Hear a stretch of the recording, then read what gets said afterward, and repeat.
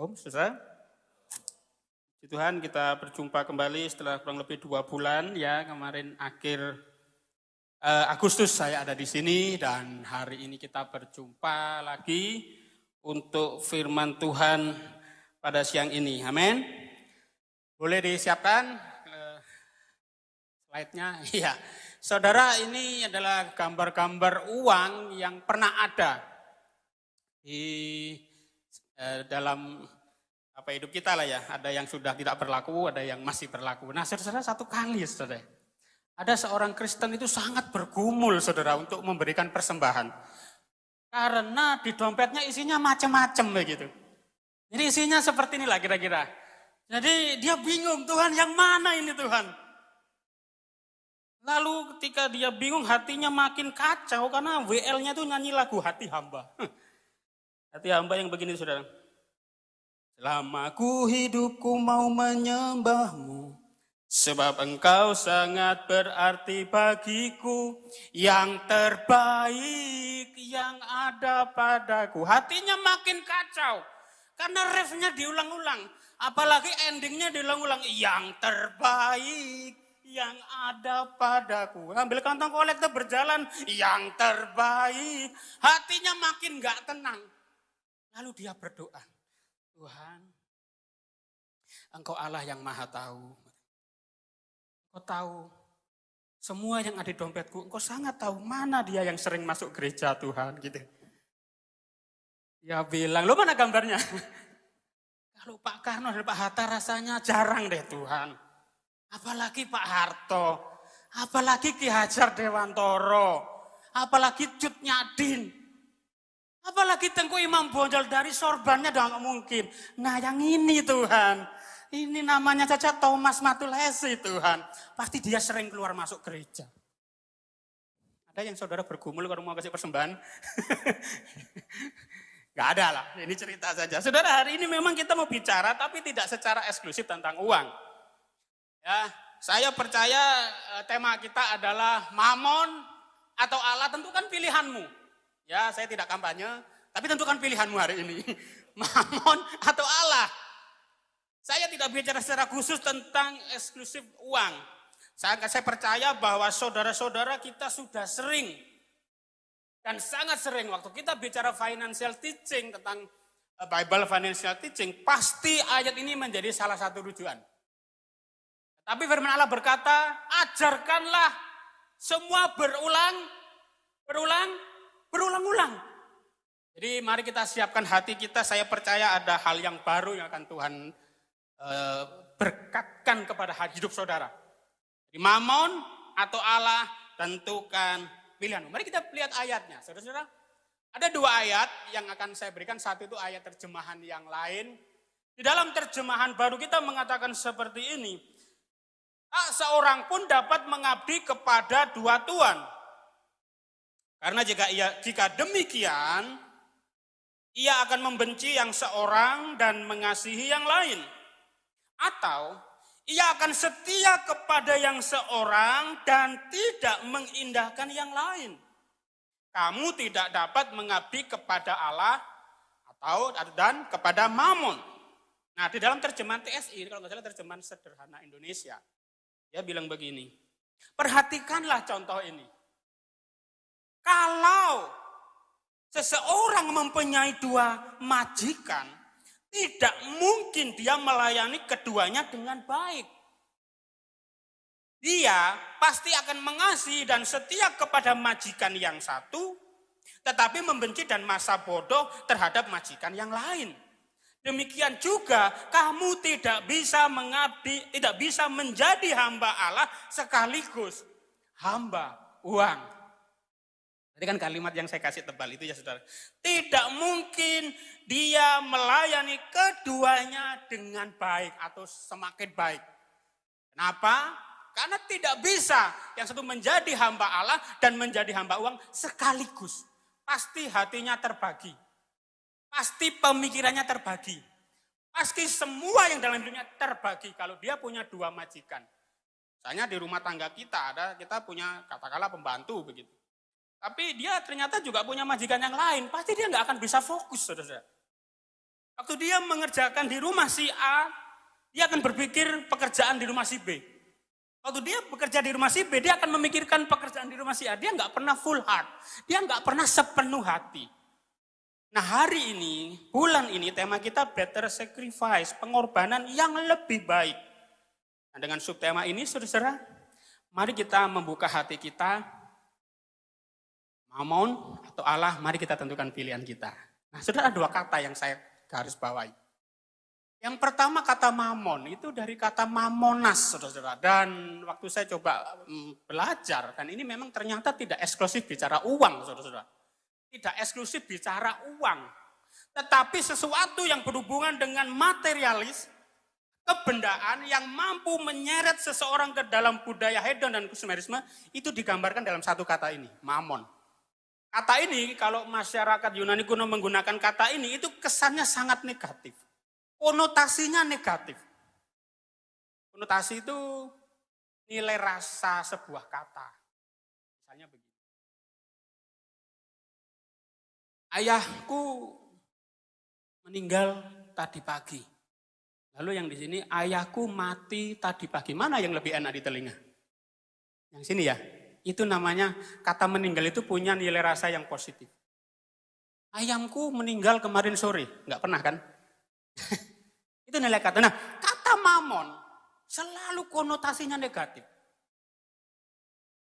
Dan ini kontras selalu karena negatif, maka dia kontras dengan nilai moral dan kalau di dalam kehidupan kita, kontras dengan hal-hal yang berkaitan dengan firman Allah. Jadi, mamon itu bicara hal-hal atau untuk mendeskripsikan gaya hidup materialis yang lebih melekat ke harta benda. Itu kata pertama. Kata yang kedua, mengabdi. Dari kata dulo, lalu saudara mungkin pernah dengar kata dulos begitu. Ya kata ini salah satu pengertiannya seperti ini, give oneself to up to. Maksudnya orang itu memberikan dirinya begitu. Dan karena tensisnya kata kerja aktif, saya mesti ngomong ini supaya pengertiannya jadi lebih jelas. Karena tensisnya kata kerja aktif, maka pengertiannya begini. Seseorang yang dengan sadar, dengan sengaja, memilih menjadi hamba. Jadi nggak ada yang maksa-maksa. Nggak ada paksaan, nggak ada kondisi tertentu yang membuat dia menaklukkan dirinya, enggak. Dia sengaja memilih, sengaja memutuskan, sengaja dia merendahkan, mengabdi, menghambakan dirinya kepada entah seseorang atau sesuatu. Dan dalam hal ini, kepada mamon atau kepada Allah. Jadi sengaja, bukan karena kondisi tertentu, bukan karena dipaksa-paksa, bukan. Tapi dia memang memilih untuk menjadi hamba siapa? Mamon atau Allah. Dan Yesus berkata, ayo mari kau menjadi hamba siapa?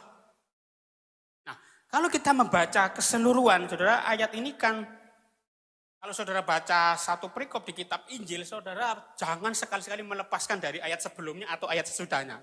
Ya. Karena saudara bisa salah nangkap. Nah di ayat sebelumnya saudara, jadi klik ya, Chris. Di ayat sebelumnya itu begini, ada perkataan-perkataan Yesus tentang mata dan hati. Salah satunya bilang seperti ini, karena di mana hartamu berada, di situ hatimu berada. Itu ayat sebelumnya, itu ayat 21 dan sebagainya. Lalu ayat 22, Yesus ngomong tentang mata sebagai pelita. Mata adalah pelita tubuh. Jika matamu baik, teranglah seluruh tubuhmu. Jika matamu jahat, gelaplah seluruh tubuhmu. Jika terang yang ada padamu gelap, betapa gelapnya kegelapan itu. Setelah ngomong hati, ngomong mata, lalu Yesus ngomong soal mamon atau Allah. Jadi saudara-saudara, di konteks ayat ini Yesus tidak pernah ngomong soal harta benda secara nominal atau secara jumlah. Gak bicara siapa kaya, siapa miskin. Tidak. Tapi yang dibicarakan adalah seperti apa sikap hatimu terhadap harta benda. Kalau sikap hatimu gelap, gelaplah seluruh tubuhmu terhadap harta benda. Kalau hatimu terang, matamu terang, teranglah seluruh hidupmu terhadap harta benda. Ini nangkap saudara ya. Nah, Kenapa? Karena kalau saudara perhatikan ini konteksnya khotbah di atas bukit. Itu Yesus khotbah di pendengarnya itu kebanyakan orang-orang biasa. Dan di ayat sebenarnya nggak pernah disinggung siapa kaya, siapa miskin, nggak pernah disinggung. Lalu ayat setelah itu Yesus ngomong hal kekhawatiran. Kekhawatiran itu milik siapa saudara? Milik semua orang. Orang yang miskin juga khawatir, orang yang kaya juga khawatir. Itu semua bicara sikap hati. Nah maka saudara saat ini saya ingin mengatakan, coba diklik ada sebuah kalimat yang bagus saudara. Seorang menulis seperti ini. Jadi masalah yang ditemukan Yesus, masalah yang diidentifikasi oleh Yesus bukanlah pada uangnya atau pada hartanya, bukan. Tetapi ketika seseorang pengabdiannya terbagi. Kenapa terbagi? Karena dia mengejar uang. Itu masalahnya. Ketika perhatiannya terbagi, ketika pengabdian terbagi akibat mengejar uang, disitulah seseorang tidak bisa mengikut Yesus 100%. Amen. Tidak bisa mengikut Yesus 100%. Segenap hati. Alkitab bilang kasihilah Tuhanmu dengan segenap hati, lalu segenap jiwa, lalu segenap akal budi dan kekuatan. Segenap itu sudah menggambarkan full. Ya, segenap itu full. Apa saja yang pelayanan percayakan saudara di tempat ini, lakukan dengan segenap hati.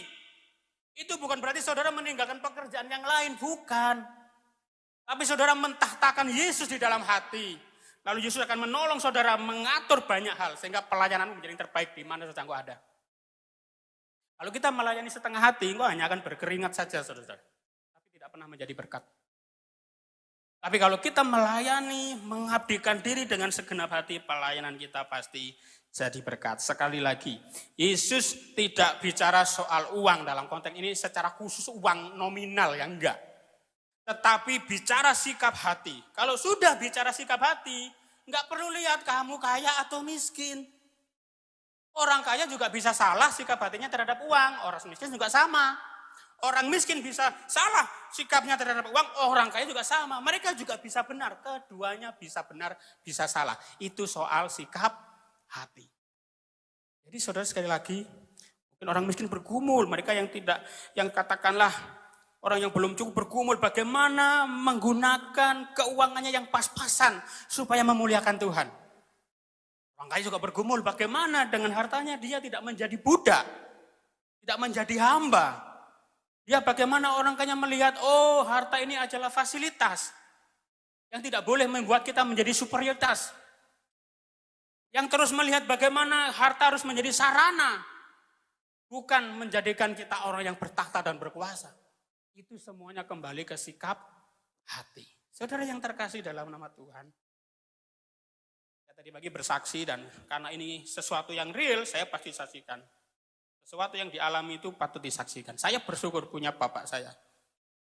Meninggal beliau tahun yang lalu. Sejak SMP dia sudah mengajar saya yang namanya PP. Sudah SMP. SMP itu kerja apa? Suruh bayar PP. Mengembalikan persepuluhan. SMP saudara.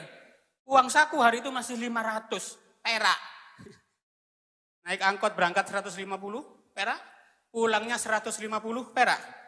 Sisanya 200. Harga Indomie di kantin hari itu 250 semangkok. Jadi kalau olahraga itu sudah pusing. Yang lain lihat makan Indomie, saya hanya cukup yang di bawahnya itu.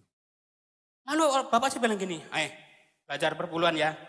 Gimana? Potong dari 500 10%. Potonglah 50. Saya masukkan di celengan. Saya ingat celengannya itu saudara tahu kaleng rokok bentul zaman dulu itu. Rokok bentul itu dulu ada kalengnya ya. Saya lubangi, saya taruh klutuk. Nanti setiap minggu keempat, saya dari GSJA, setiap minggu keempat selalu ada persepuluhan. Bapak saya bilang, mana perpuluhan Bapak? Saya nggak ngerti, tapi saya lakukan. Itu masih SMP lah. Nah begitu SMA saya tanya, enak dong gembalanya dikasih persepuluhan setiap saat gitu. Lalu Bapak saya bilang apa saudara? Udah, gak usah mikir. Tugas kita kasih. Tugas kita kembalikan, kamu gak usah mikir. Gak usah mikir kembalinya mau ngapain. Tapi hari itu, pengajaran itu sampai sekarang melekat saudara. Saya tidak pernah pusing uang ini mau diapakan. Yang penting tugas saya mengembalikan PP. Selesai. Saudara-saudara, itu sikap hati. Sekali lagi, sikap hati soal harta tidak melihat engkau kaya atau miskin. Tidak pernah tergantung itu. Orang kaya bisa benar sikap hatinya, orang miskin juga sama. Orang miskin bisa salah sikap hatinya, orang kaya juga sama. Kalau tidak berhati-hati. Amin. Nah sekarang mari kita lihat bagaimana kita supaya hati kita tetap berkenan dengan semua harta benda yang dipercayakan. Bagaimana supaya kita bisa memberikan korban terbaik dengan apa yang dipercayakan Tuhan hari-hari ini. Mari kita lihat yang pertama. Kalau boleh saya katakan sebuah prinsip lah. Prinsip yang pertama bilang seperti ini. Semua harta, kita harus sadar. Semua harta sumbernya dari Allah. Kita hanya pengelola. Ayo kita baca. 1, 2, 3. Kita dipercayakan mengelola. Ini hal paling dasar, saudara-saudara. Kalau di sini sudah salah, kita menjadi tidak benar soal keuangan. Semua harta sumbernya dari Allah. Ayat yang saya tampilkan, berkat Tuhanlah yang menjadikan kaya. Susah payah tidak akan menambahinya. Gimana memahami ayat ini? Berkat Tuhanlah yang menjadikan engkau kaya dan mendapatkan lebih dan lebih. Susah payahmu itu loh gak ada efeknya. Lalu kalau di Mazmur lebih ngeri lagi ayatnya. Sia-sia kamu bangun pagi-pagi. Duduk-duduk sampai malam kurang tidur. Dan makan roti yang diperoleh dengan susah payah. Sebab Tuhan memberikan kepada yang dicintainya pada waktu tidur. Ibu saya itu dulu pernah dagang ayam. Saudara. Dagang ayam di pasar Dinoyo, Jawa Timur, Malang. Bangun selalu 1:30, jam 2 pagi. Karena mengejar pasar. Nah saya sekolah jam 6 sudah berangkat. Setiap pagi di meja sudah jelas ada mangkok 3. Mangkok 1, 2, 3. Sudah jelas yang ini punya Prio, ini adik Prio yang kedua, ini adik Prio yang ketiga. Isinya apa? Uang saku. Ini sudah dibagi sama ibu saya. Prio 500, ini adik saya. Kapan baginya? Waktu saya masih tidur. Saya bayangkan Tuhannya seperti itu. Loh, gak kerja dong Pak. Bukan begitu. Saudara, kita dipercaya mengelola. Mari kita betulkan konsep kita bahwa sumber berkat kita datangnya dari Tuhan. Kita itu pengelola. Mengelola. Sekali lagi, kalau kita sudah salah di sini, maka kita akan menjadi tidak benar dalam urusan soal uang. Daud sangat sadar bahwa semua berkat dan apa yang dimilikinya berasal daripada Tuhan. Dia pernah berdoa. Waktu selesai mengumumkan, ayo umat Tuhan kita kumpulkan persembahan khusus untuk membangun bait suci. Lalu umat Israel kasih, semua yang dia bisa kasih, mereka kasih. Lalu Daud berdoa seperti ini. Terpujilah engkau ya Tuhan Allahnya Bapa kami Israel. Dari selama-lamanya sampai selama-lamanya. Ya Tuhan, punyamulah kebesaran dan kejayaan, kehormatan, kemasyuran dan keagungan. Ya segala-galanya yang ada di langit dan di bumi. Ya Tuhan, punyamulah, lihat kata punyamu berulang aja. Punyamulah kerajaan dan engkau yang tertinggi melebihi segala-galanya sebagai kepala. Sebab kekayaan dan kemuliaan berasal daripadamu. Dan engkaulah yang berkuasa atas segala-galanya. Dalam tanganmulah kekuatan dan kejayaan. Dalam tanganmulah kuasa membesarkan dan mengokohkan segala-galanya. Sebab daripadamulah segala-galanya. Dan dari tanganmulah sendiri persembahan yang kami berikan kepadamu. Daud sadar kalau dia bisa ngasih itu karena Tuhan lebih dulu ngasih. Ini perlu ditanamkan saudara. Jadi tidak ada ruang kesombongan kalau kita bisa memberi. Karena semua yang kita beri datangnya dari Tuhan. Kalau kita bisa bekerja itu karena perkenanan Tuhan. Kau diberi hikmat, kau diberi koneksi-koneksi, kau diberi kearifan, kau diberi kemampuan, kesehatan sehingga bisa bekerja. Tetapi sumbernya Tuhan. Saya pernah baca sebuah cerita, bukan mitos ya, tapi cerita. Satu kali Tuhan itu ngobrol sama malaikat, gimana ya caranya supaya aku dekat sama umatku ya gitu. Gimana caranya? Lalu malaikat itu ceritanya pusing gitu mikir, gimana ya Tuhan caranya dekat? Lalu Tuhan bilang, gini aja deh, aku akan menjelma menjadi rupa-rupa pekerjaan. Supaya aku bisa dekat dengan umatku. Saudara, pekerjaan, kalau kita bekerja untuk cari uang, itu bisa jadi masalah. Tapi kalau kita bekerja untuk memuliakan Tuhan, lain ceritanya.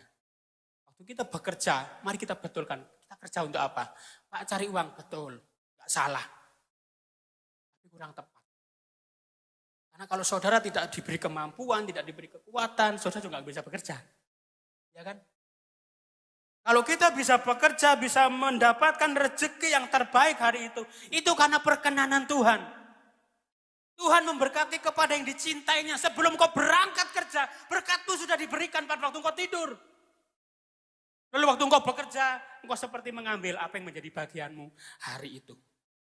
Jadi mari kita pastikan di dalam hati kita bahwa segalanya yang kumiliki seperti sebuah lagu, semuanya berasal daripadamu.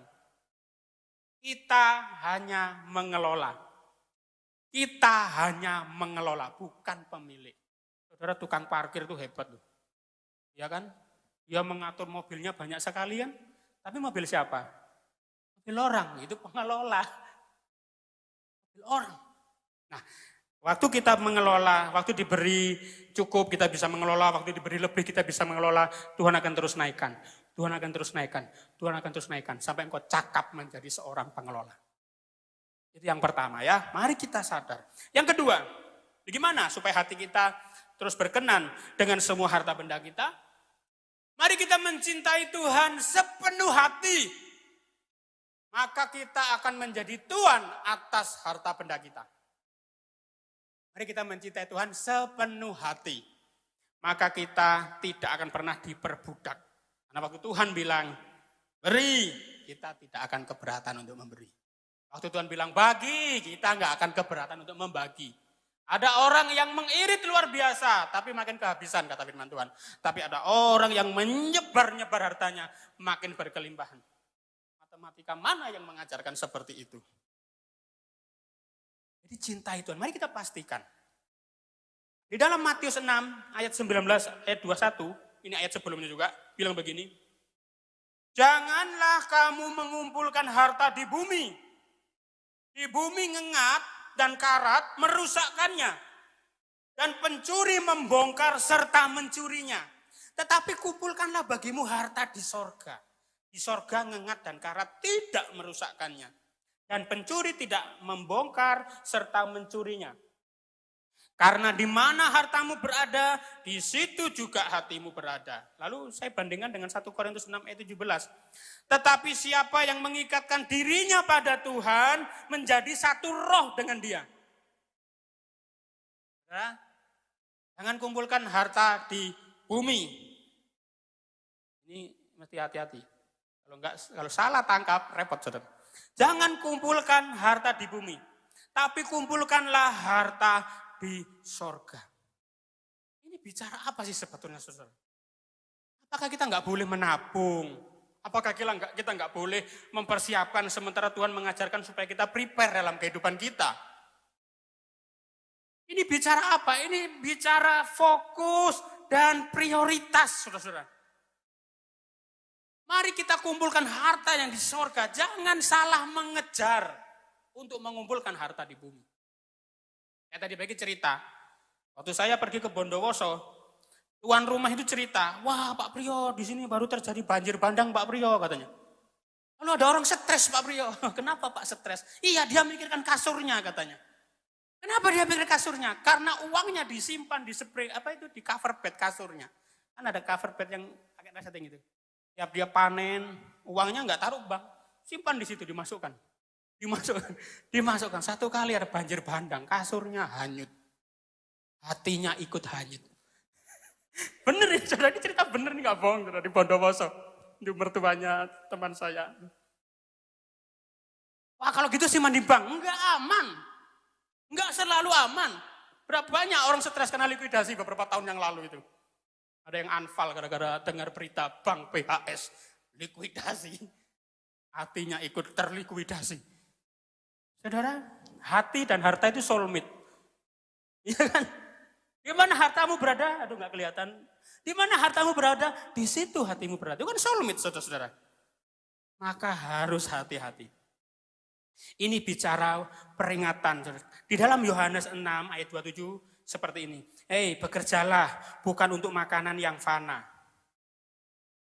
Tapi bekerjalah untuk makanan yang bertahan sampai hidup yang kekal.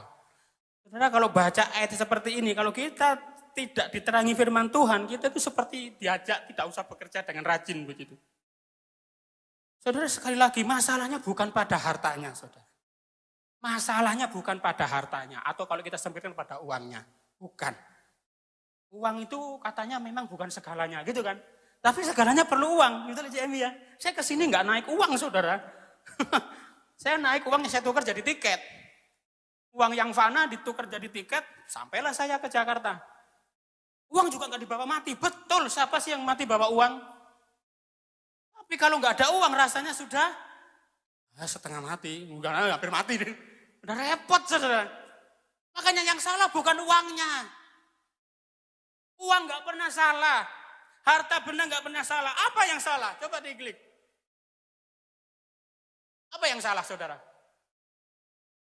Kesalahan bukan pada punya uang atau tidak, punya harta atau tidak. Tapi waktu kita menghambakan diri untuk melayani uang, itulah yang salah.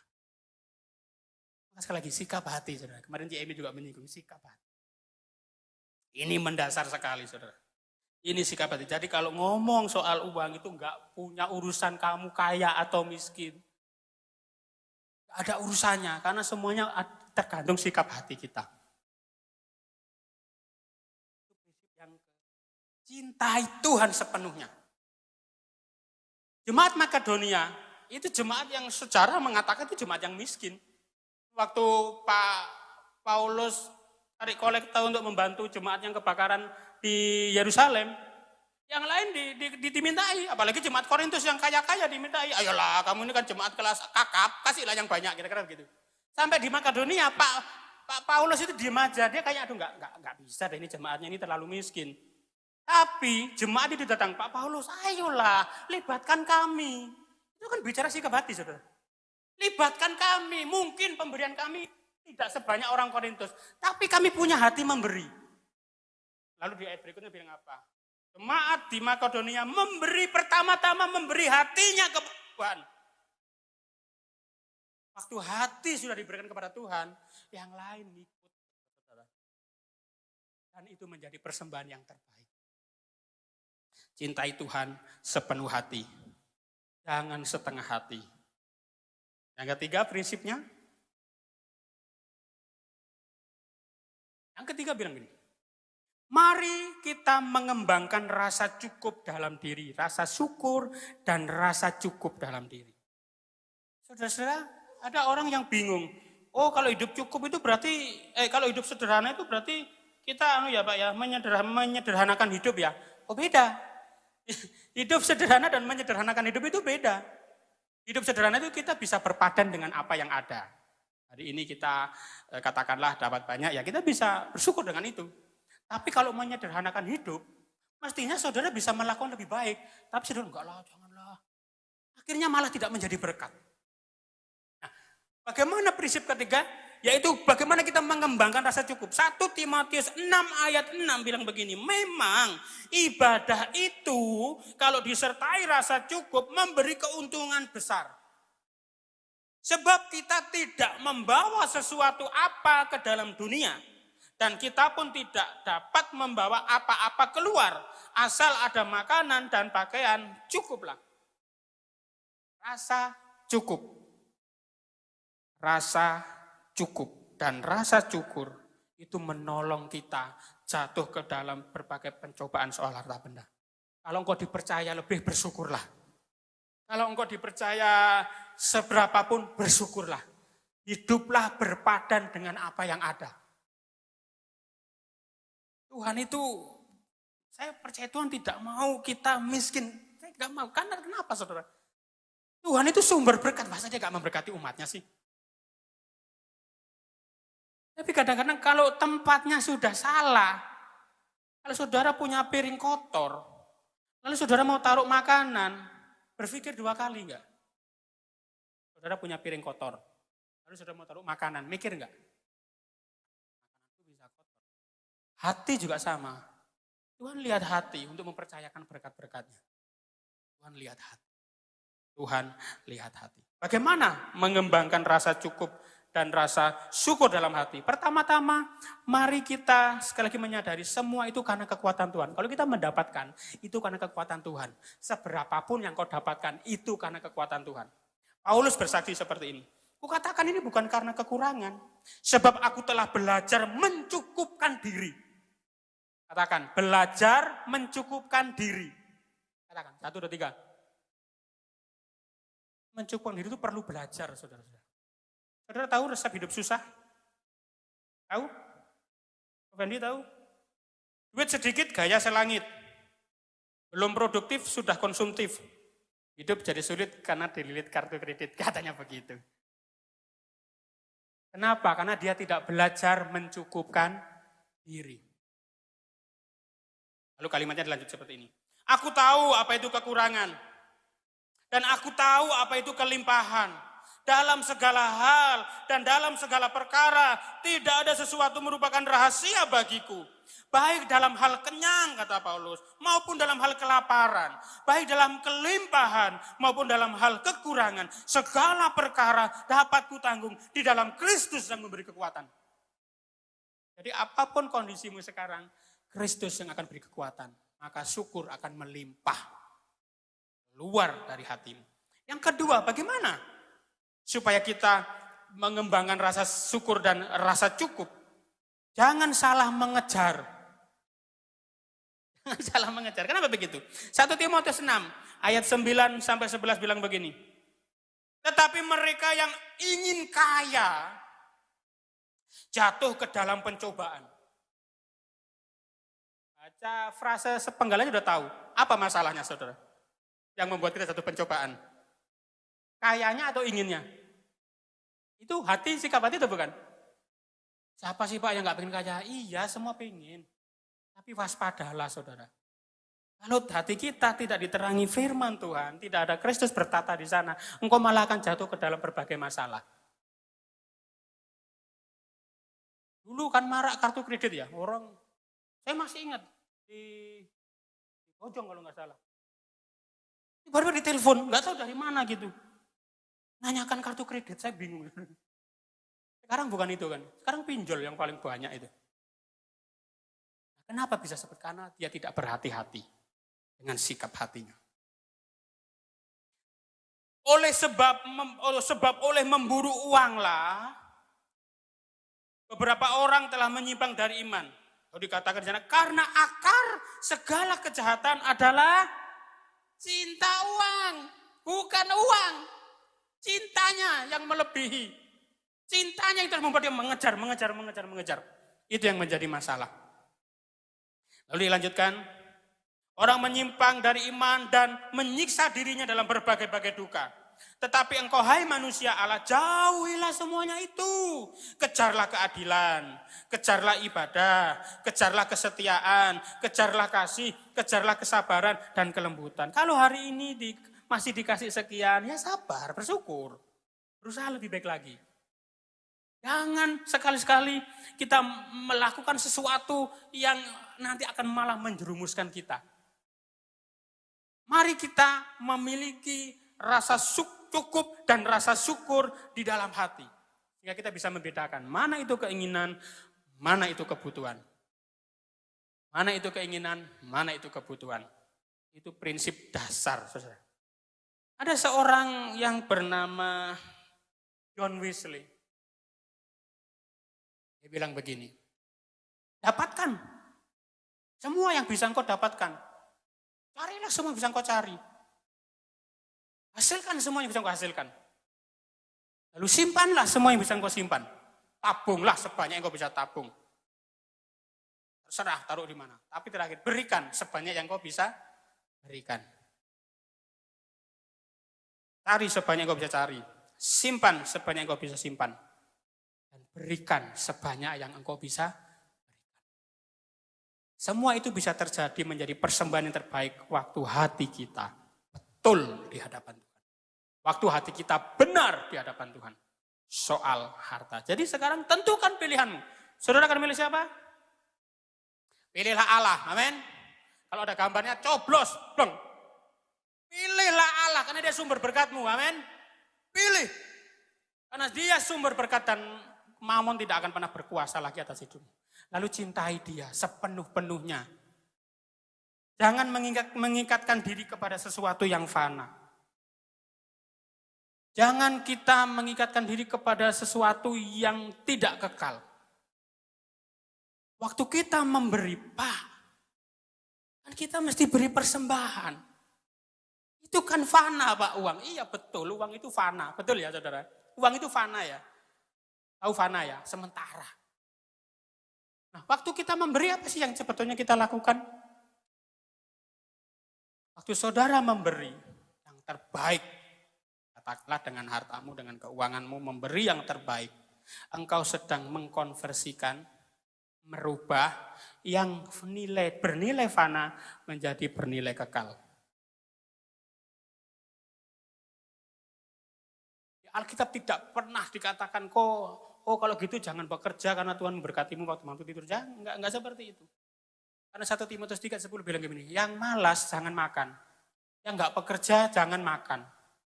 Berarti harus bekerja. Jadi waktu engkau memberi persembahan, sebetulnya engkau sedang mengkonversikan, kalau boleh saya katakan engkau merubah yang nilainya fana menjadi kekal. Bernilai kekal. Bagaimana supaya pemberian kita menjadi yang terbaik? Tentukan Allah menjadi yang berkuasa atas hidupmu. Cintai dia sepenuhnya. Dan beribadahlah dengan rasa cukup dan syukur. Maka engkau tidak akan pernah menghitung untung atau rugi waktu engkau berkorban. Kalau engkau diberkati banyak, sudah selayaknya engkau memberi yang lebih. Kalau engkau belum cukup banyak menurut penafsiranmu, berikan sesuai dengan apa yang hatimu mendengar. Hati, kualitas hati menentukan kualitas korban kita. Persembahanmu menjadi yang terbaik atau bukan tergantung kualitas hatimu. Engkau mungkin memberi banyak, tapi kalau hatimu nggak benar itu nggak berkenan.